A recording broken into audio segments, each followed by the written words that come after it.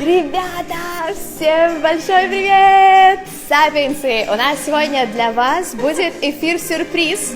Во-первых, потому что второй раз в эфире уже будет весь сбор, вся наша команда Sapiens Sexual, с которыми вы скоро познакомитесь. А во-вторых, потому что сегодня у нас в гостях специальные гостья. Симон! Сегодня будет много английского языка, да, потому что у нас англоязычная гостья. Оль, можешь переводить дистанционно, да, на ушко. У нас сегодня англоязычная гостья. Мы решили приглашать на Sapiens завтраки девчонок с разных стран мира, которых встречаем здесь на острове, в других странах, когда мы путешествуем. И сегодня наша гостья расскажет вам свою сумасшедшую историю, как она из Дании перебралась на остров, о том, почему собаки занимают самое главное место в ее сердечке, является ее самой большой любовью. В общем, обо всем, что ее вдохновляет, это у нас новая рубрика «Sapiens девушки», которые вдохновляют нас. Мы их встречаем и приглашаем на эфиры, чтобы знакомить с вами с удивительными девушками этого необъятного мира. Yes. Да, Оль, ты можешь... Да, готова. Оль, ты можешь представить чуть подробнее, потому что Оля держит коммуникацию, назвать имя и сказать, откуда именно, ты знаешь лучше. I'll quickly, speak English again.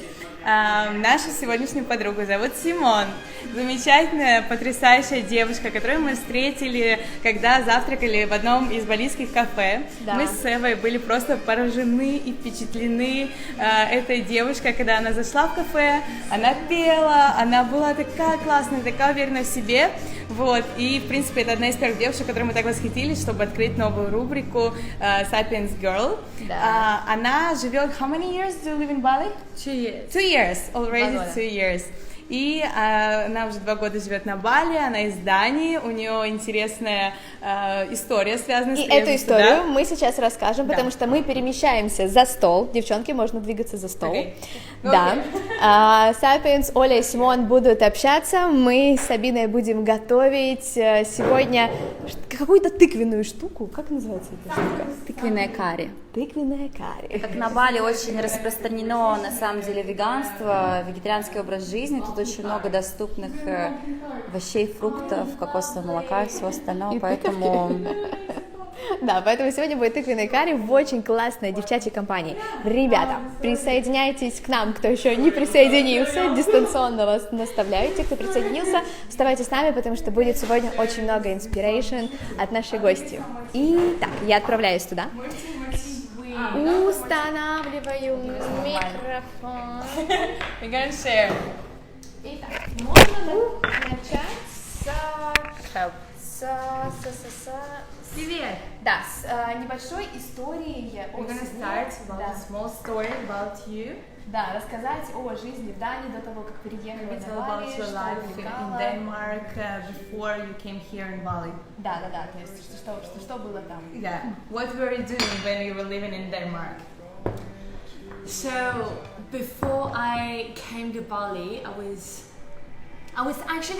happy. I had an amazing job. I was working with mental health patients.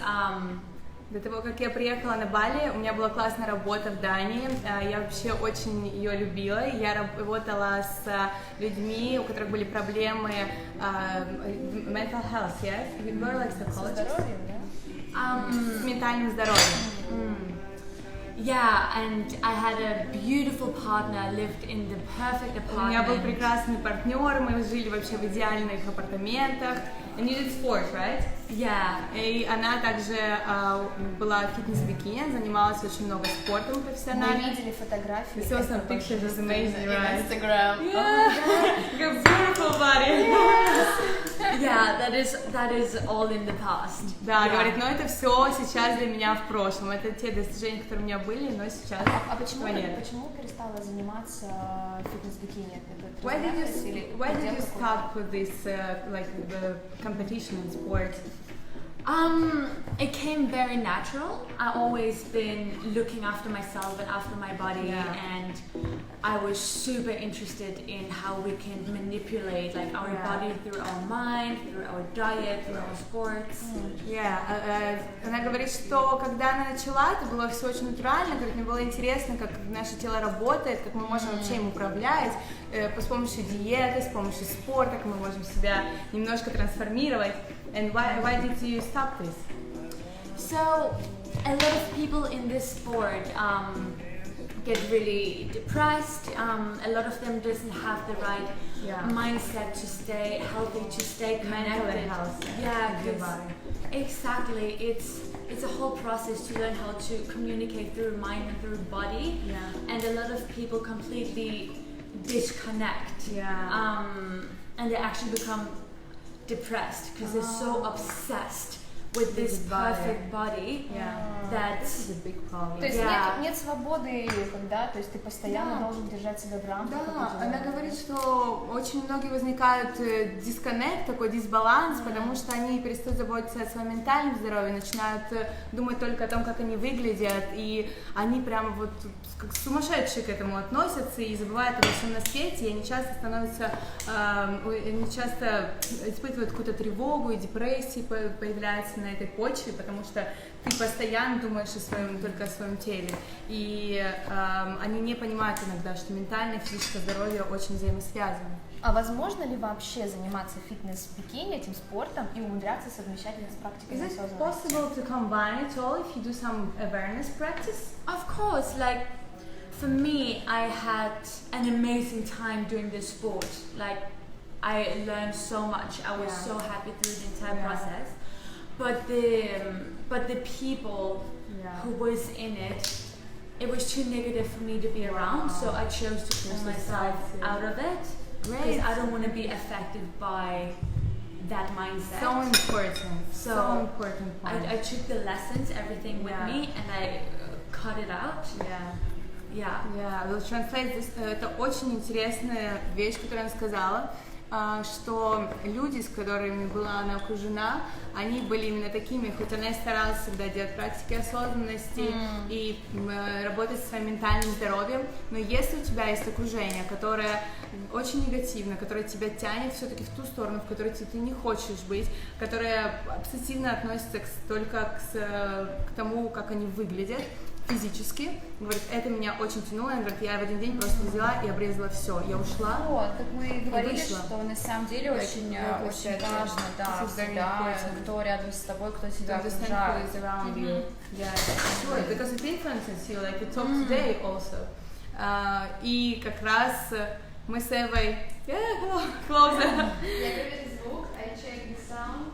Is it okay? Yes, it's so good. Perfect.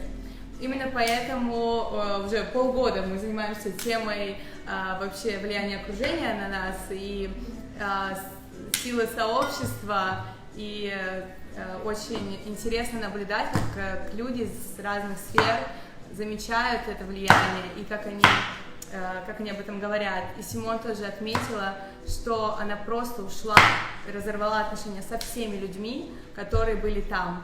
And this is how you end up with sports, right? Because it's not your society, not the people you want to be around with, right? And then again, there is many ways of staying active, but I just came to an end in that sport.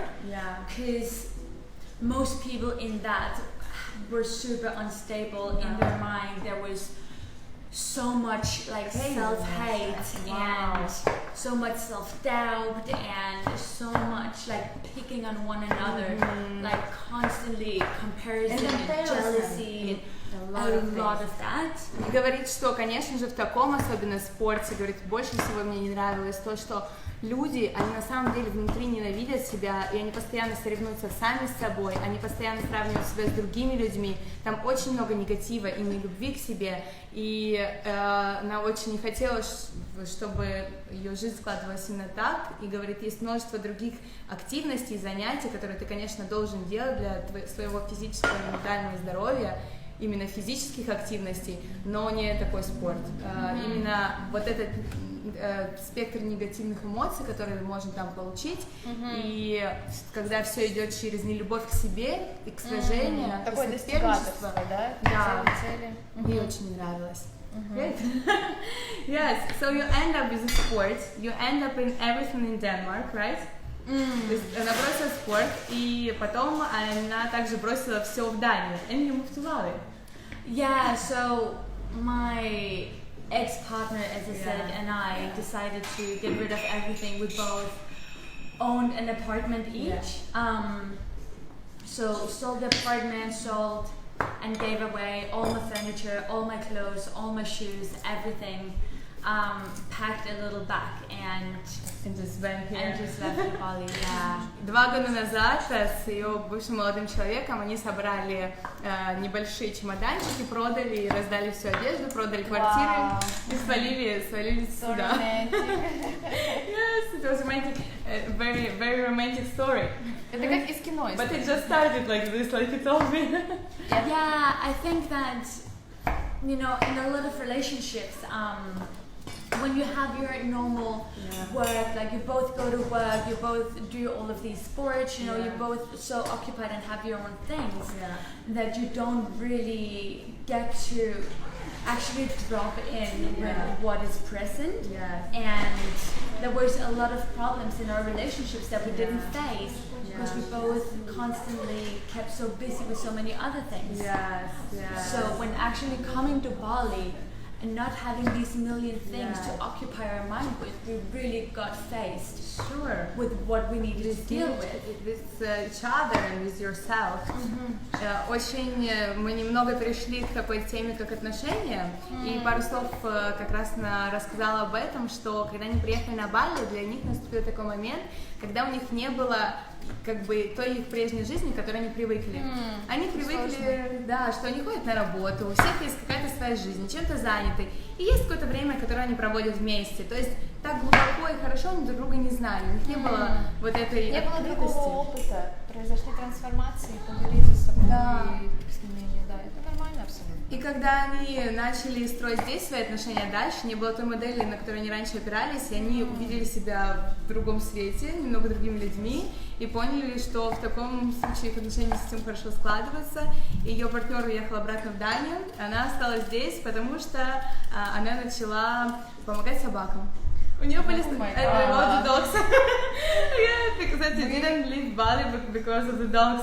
Because the dogs started to как, сейчас я расскажу ребятам, как мы вообще увидели точнее Симон. Мы сидели с Орей в кафе и смотрим, заходит девушка красивая до безумия с собакой. У нас было сравнение, знаете, что это как диснеевская принцесса 21 века. Мы сидим, смотрим вот так, она ходит по кафе, поет с собакой на поводке. Это так круто! И как бы этим она нас вдохновила, своей открытостью. Мы решили подойти и познакомиться. Думаю, и надо познакомить вас с нашей гостьей. Other followers. Итак, to give all the energy, all the vibrations to the camera. Yes, dogs, So you started to help dogs here. That's why you kind of felt that it's kind of your mission to help the nature and dogs. Yeah, it kind of just happened like very naturally. I were only in Bali for a month, 2 months before I found the first abandoned dogs that was just thrown away. So they were the first ones. And then again, things just took over from there, and my ex-partner that I was together with during that time, he told me very clear, like, if you take those dogs in, then we cannot live together. And I was like, really? If we don't, you don't share the same values, kind of, right? No, and I was like, you know what? If you cannot handle the dogs, then you would rather move. You can just handle me. So he accepted it, but he wasn't happy about it at all. Especially because all my love and attention went on to the dogs, and but when he was jealous. he was a good man. He was a very good man, a super, super beautiful man. But sometimes you just need to listen to your gut. Yeah, listen to your heart, and when you know things when the no is the end of things. Like if you do no longer serve each other to expand to the more, That's a good point. then you need to separate. Like I love this man from the bottom of my heart still the day today, and he's one of my best friends. Yeah. But we were no longer growing together, and we just knew we needed to separate paths in order for ourselves to grow and to expand. Ну, это важный point, его надо перевести. Да, сейчас переведем. Я просто всю Заслушалась. картинку зафиксировала, не стала перебивать, чтобы не прерывать поток. Да, девушка, наша гостья Симон говорила о том моменте, когда они расходились, о том, что когда вы чувствуете, что вы уже не растете вместе в отношениях, когда мы живы, когда ничего, когда вы не развиваетесь вместе, и что можно просто это принять очень спокойно, понять, что это, возможно, не те отношения, которые там должны быть у вас на всю жизнь, и она до сих пор его очень сильно любит, они до сих пор в хороших отношениях, Это, кстати, они очень дружат. важный поинт, потому что у нас, например, в России есть такая культура, что когда ты расстаешься со своим молодым человеком, то у тебя как бы, потенциально сразу какой-то конфликт должен быть, вы там, не общаетесь, не дружите. Нет, есть разные формы партнерства. Вы можете быть партнерами в контексте там, мужчины и женщины, но при этом параллельно у вас всегда будет выстраиваться дружеская связь, и вы просто понаблюдайте за своими ощущениями и осознанно примите это решение, что сейчас ваши именно романтические отношения закончились, но это вовсе не означает, что ваше дружеское партнерство обязательно должно быть закончено. Ни в коем случае. Наоборот, постарайтесь сохранить ту форму партнерства, которая вам доступна. Берегите классных людей в своей жизни. Being together, maybe not as a couple, but as friends, or just people that you know, like, not communicate so much, but still have good relationships. It's very great. I think it's important. Like, I think it's one of the most important things, because just because we choose to not be in a romantic relationship, we've still been playing a huge part of one another's life, and love just doesn't disappear, but in order to shift it into something else and to wanting to see each other succeed in your highest is actually Beautiful such thing. and so peaceful, and it feels Another, really good. another level of thinking. Another level. Да, она подчеркивает, что очень здорово, когда ты умеешь и дальше желать партнеру всего самого хорошего, радоваться за него, помогать ему чему-то, и что эта точка вашего расставания, может быть, привела вас как раз к вашему наибольшему росту. Да. Ну, это же очень классно. Я сейчас немного сменю картинку. Okay. Точнее, поближе к виду. Once again, we keep closer. Go closer. We move around. Moving studio. Oh, I like it. Да. А что насчет вы видели и слышали, во-первых, изначально в кафе, как Симон поет, потом полистали ее инстаграмчик, увидели там тоже We heard how you sing. видео. We Да. wanted to ask you about your singing, about the creative side of you. Это профессиональная деятельность или это прям для души? Yeah, do you do this professional or is just some, I don't know, something from a soul? Singing? Yeah. I've always been very musical, always been playing a lot of instruments, so for me, like all humans should be able to express themselves. If we don't express, our energy will be stagnant. We can express through all kinds of movement, all kinds of like expression, like drawing, painting, art, exactly. Like in so many ways, and whatever way called to us, in order to allow our energy to flow, that should always be expressed to be closest to our truth. For me, it's a lot of different things.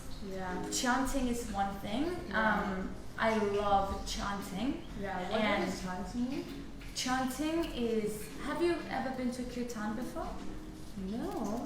Where? Kirtans. So when you're chanting, you're repeating certain mantras over and over and over again. Chanting Om. Chanting, no.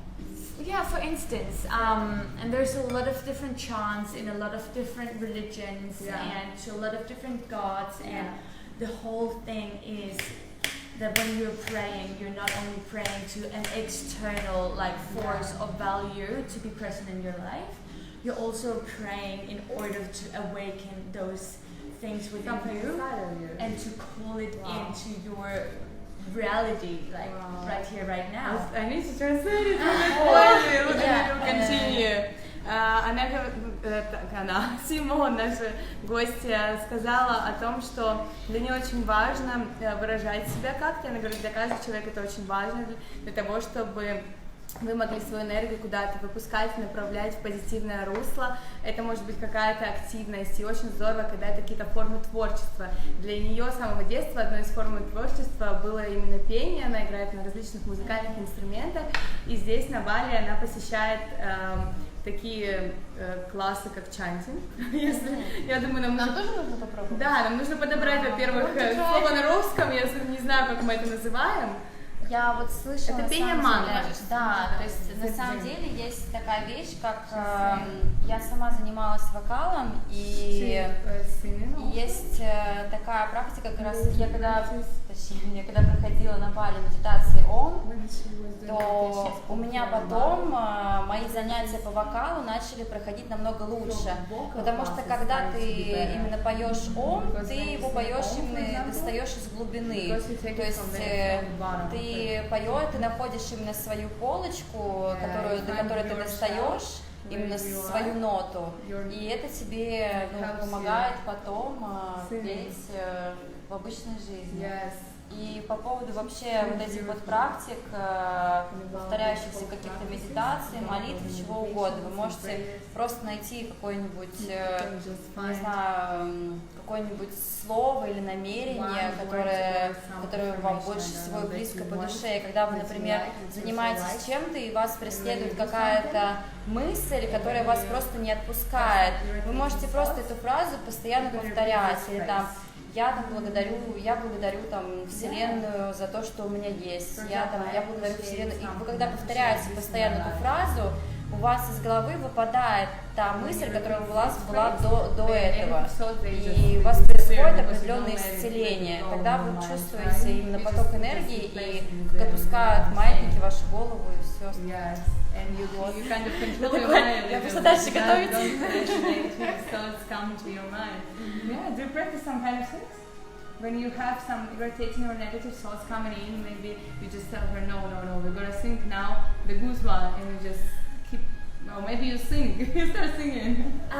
So in that, I think it's just as important to feel anger, to feel sadness, to feel frustration, like those things is super important to not neglect and not suppress, because if we do that, like again we'll end up, with stagnant energy. So if I'm angry, I would never push that feeling aside. I would allow it to express itself. Sometimes I would be screaming, I would be dancing like crazy, I would be throwing my things around, because if I don't release that energy, it gives you some, maybe even some diseases. It can lead to some diseases. It can, or it can lead to like an outburst in some other situation where a person would trigger and reflect that feeling back within me that is not moved. Sure. Очень важная вещь про эмоции, про то, как их важно проживать. Такие эмоции, как злость, какая-то фрустрация, грусть. Их все нужно очень хорошо проживать, их нельзя ни в коем случае себе хранить и давить, потому что это может впоследствии привести к каким-то заболеваниям, и также это может просто через какое-то время, в моменте, когда тебя что-то затриггерит, вылиться в некий взрыв. Ты можешь, как бывает часто, да, потом там кто-то накричит на человека, родители бывают на работе испытывают сложности и выливается это на детей. И очень важно поэтому в самом моменте проживать эту эмоцию. Или зажимы на теле, они также добавляются, да, как есть же определенные триггерные точки, которые прорабатываются, вот эти эмоции, у нас же все соединено, душа, тело, ментальное тело, и у нас может быть какой-то блок быть в теле, и мы даже не будем знать, что он появился только посредством того, каких-то эмоциональных зажимов и блоков, нам что-нибудь сказали, и мы сразу же зажимаемся. Очень много. Да. Кстати, недавно мы встречались здесь на Бали с одним очень крутым специалистом. Было для нас большим удивлением, что, оказывается, можно действительно с точки зрения психологии подходить к вопросу танца. То есть это целая отдельная наука, это профессия у людей. То есть мы, в принципе, предполагали и знали какую-то отрывистой информации, что танец помогает избавляться от негативных эмоций, что ты можешь проживать там много разных эмоций благодаря танцу, но что это именно средство и очень крутой работающий метод терапии было для нас большим открытием. И мы решили этого специалиста привлечь в наше сообщество в качестве постоянного эксперта, который будет проводить онлайн-сессии групповые по видеосвязи с нашими участницами сообщества и обучать, как правильно нужно работать со своими эмоциями через танец, будучи непрофессиональными танцорами. То есть вам не нужно делать батманы, вам нужно просто научиться доверять своему телу, чувствовать себя и отдавать свои эмоции через танец, выплескивать все в этот мир. Вот такая вот мини-анонсная новость. Да, так у нас там ребята писали, что пришло. We have some questions already about our beautiful Simon. Дайте, пожалуйста, потом ссылочку. Link, they want your link. Of course. Your Instagram or something where they can find you. Of course. Мега супер интересный кайф. Great format. Very easy going, very a lot of fun. Ребята, вы можете задать несколько вопросов. У нас осталось примерно 5 минут эфира.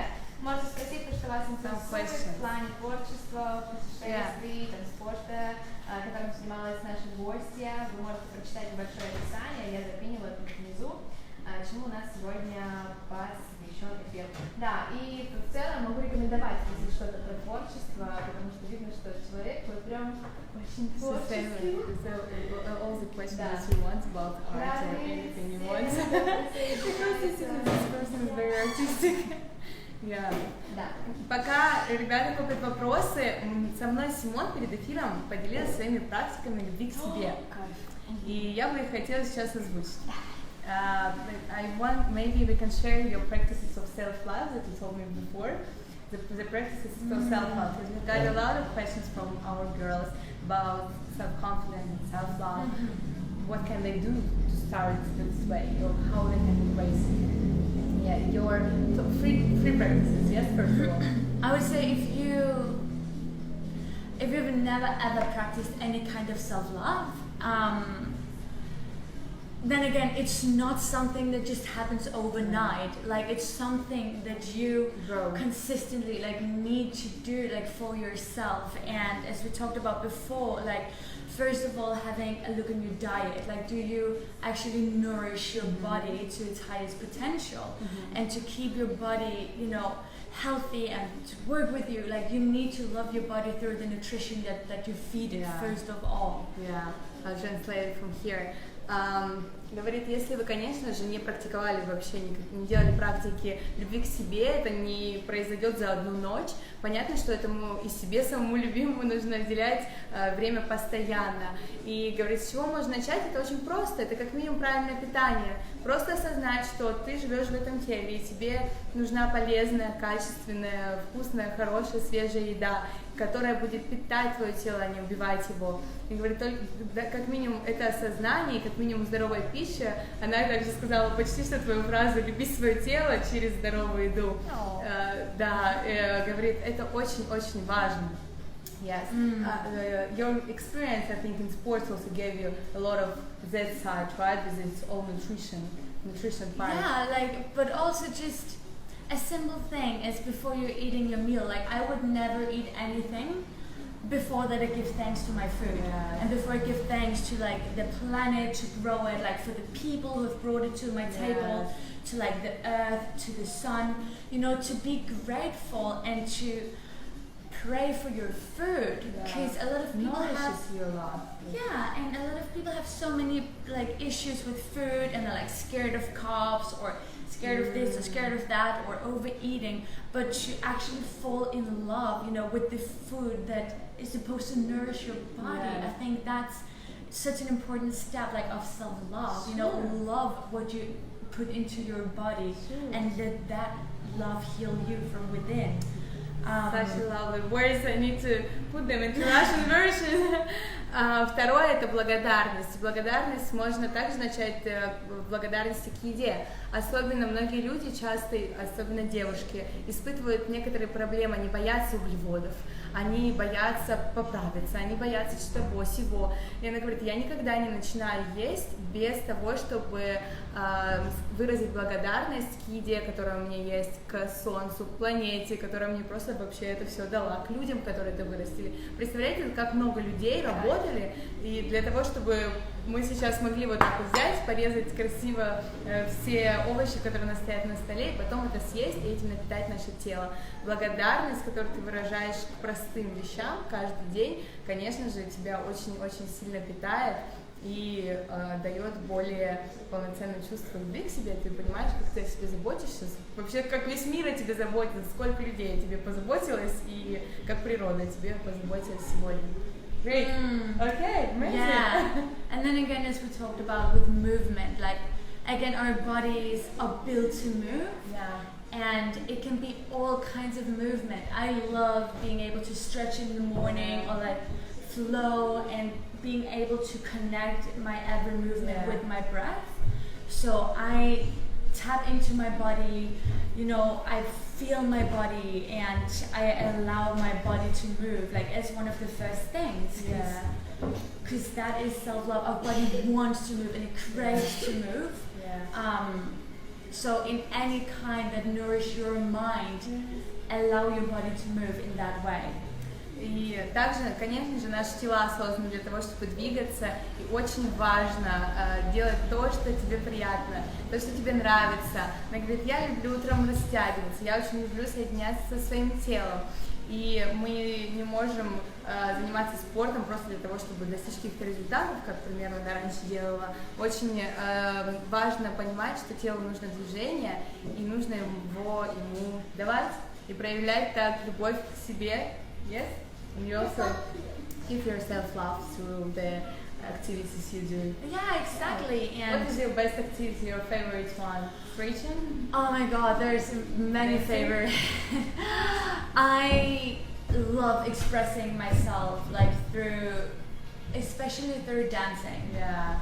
And it doesn't have to be because that you can dance a specific form or that it's any specific dance. It's just movement. I love being able to, if I'm sad, I would dance it out. If I'm happy, I would dance it out. When I go shopping, I would be dancing around the aisles, you know, just loving to express what emotion is present and to be true to that. Я спросила, какой ее любимый вид активности. Она говорит, наверное, это танец. И она говорит, мне очень нравится именно выражать ту эмоцию, в которой ты сейчас находишься. Если это тревога или страх, или злость, ты можешь это растанцевать. Да, если вытанцевать, абсолютно точно знаю. Вытанцевать. И если это что-то классное, и ты счастлив, ты тоже можешь потанцевать. Говорит, даже если ты идешь на шопинг, ты можешь это сделать классно, насладиться процессом и протанцевать весь свой шопинг в супермаркете. You have some questions, right? Да, у нас есть вопрос. Было ли страшно, Симон, все бросать и уходить, уезжать в неизвестное? Was it did you have any fear when you moved here, when you just left everything in Denmark? Of course, there's so much fear, like how am I gonna make it? I knew no one in Bali. Никого не знала, никого не было. And I had no idea how I was gonna get food on the table or. Я вообще не знала, как у меня будет просто еда даже на столе. Yeah, and I started rescuing these dogs, and suddenly all these responsibilities. And я приехала и начала через месяц спасать собак, и у меня была ответственность уже здесь. But I think it all comes down to I know that wherever there is fear, that is where I need to go. Говорит, но я всегда знала, что где есть страх, значит нужно идти именно туда. Yeah, constantly pushing that comfort zone, because I will survive, and everything comes down to trust within myself that I know I got this. I know that I'm so supported, like by higher forces. Yeah, I know I got this. Yes. And yes, I am scared sometimes. Yes, I have like breaks down and I cry and I call my girls and they will hold me, but just keep going towards where there is fear, like keep following, you know, that burning desire for doing it and for doing more and for loving more. And yes, it is fucking scary, but I would rather love and end up having pain than not loving and just staying back in my comfort zone. I would rather have all the feelings, like all the things thrown in my face. Goosebumps when you say it. You know? Yes, I feel it. I even don't know. I feel what you're saying. Я, наверное, начну постараюсь сократить перевод, начну с фразы, которую сказала Симон последней, что, говорит, я лучше вообще просто кинусь с головой во все эти бурные эмоции, которые у меня могут происходить, когда я иду просто к тому, что я хочу, потому что внутри что-то горит, хоть мне и страшно, говорит, даже если я буду плакать, если что-то будет происходить, чем я буду стоять и оставаться вот за этой какой-то границей, и мне будет хорошо и комфортно, но я буду понимать, что я не проживаю жизнь свою так, как я хочу. Я говорю, что бы ни происходило, я знаю, очень важно верить в себя, верить в то, что у тебя есть целый мир, который тебя поддерживает, и что все равно будет очень хорошо. Да, я хочу эту очень крутую мысль закончить такой идеей, что я пользуюсь там одним дурацким приложением по обработке фотографий. Каждый раз, когда я его закрываю, там высвечивается на Рузвельта, и звучит она так: каждый день делайте то, что вас пугает больше всего. Я как-то мимо листала, но потом, знаете, как она въелась в голову, и я поняла, насколько эта фраза глубокая и важная. То, что нас пугает, нас стагнирует, это не дает нам движения и рост, но в действительности каждый страх, он иррационален, то есть пробуйте, идите напролом, двигайтесь, кидайтесь туда, где вам страшно, потому что, скорее всего, вы, когда у вас будет именно этот опыт в голове, который вас пугал, мозг на наглядном примере опыта поймет, что здесь ничего страшного нет. И каждый раз вот этот опыт будет вас такой, знаете, маленькой лесенкой поднимать все выше, выше, выше. В конечном итоге вы станете просто суперчеловеком, который не боится вот так вот собрать чемодан, переехать куда-то в одну страну, в другую, начать новое дело, разорвать там некачественные отношения, найти новых друзей. И это дает вам возможность выстраивать ту жизнь, которую вы в действительности хотите проживать. Смелость, просто двигайтесь вперед. Поверьте, гораздо страшнее остаться на одном месте и потом через 10, 15, 20 лет понять, что из-за какого-то страха нерационального, с которым вы в действительности могли справиться, вы не сделали что-то, что могло подарить вам жизнь вашей мечты. Просто двигайтесь вперед. Я благодарю за эту связь, так классно, что есть возможность общаться с такими крутыми людьми. Мы будем обязательно практиковать подобные форматы, мы уже нашли несколько очень классных англоязычных ребят из разных стран с удивительными историями. Будем делать в следующий раз анонсы, чтобы вы могли подготовить вопросы и подобрать удачное время, удобное время для прямого эфира. В общем, ребята, это только начало нашего нового формата вот в таком вот варианте. Итак, девчонки, я предлагаю выйти на первый планчик, всем отправить воздушные поцелуйчики. Да, и... Да, можно пристраиваться, становитесь. Да. Yes. Ребята, спасибо большое, что были с нами в эфире. Всех крепко обнимаем и лучи добра и любви. Love, love, love, more love. More love. Love. Bye. Итак.